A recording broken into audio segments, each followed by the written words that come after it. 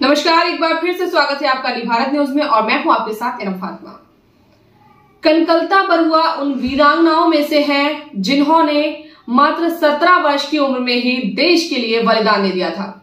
कनकलता बरुआ करीब 3 महीने बाद 18 वर्ष की होने वाली थी, लेकिन उससे पहले ही अंग्रेजों ने 1942 के भारत छोड़ो आंदोलन के समय उन्हें गोली मार दी थी।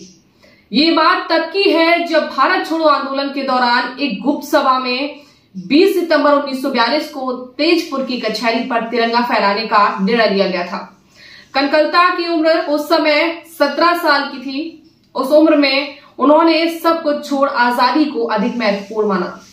20 सितंबर 1942 के दिन तेजपुर के 82 मील दूर गैपुर थाने पर तिरंगा फहराया जाना था।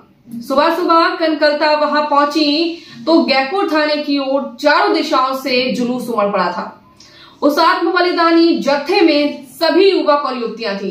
दोनों हाथों में तिरंगा झंडा थामे कनकलता उस जुलूस का नेतृत्व कर रही थी। उनके साथ पूरा जत्था था। उस जुलूस के सदस्यों में कचहरी पर झंडा फहराने की होड़ सी मची हुई थी।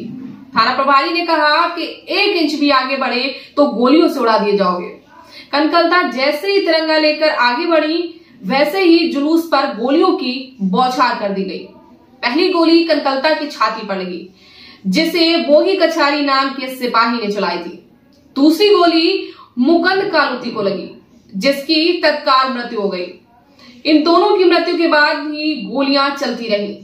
कनकलता बरुआ भारत की ऐसी बेटी थी जो भारतीय वीरांगनाओं की लंबी कतार में जा मिली।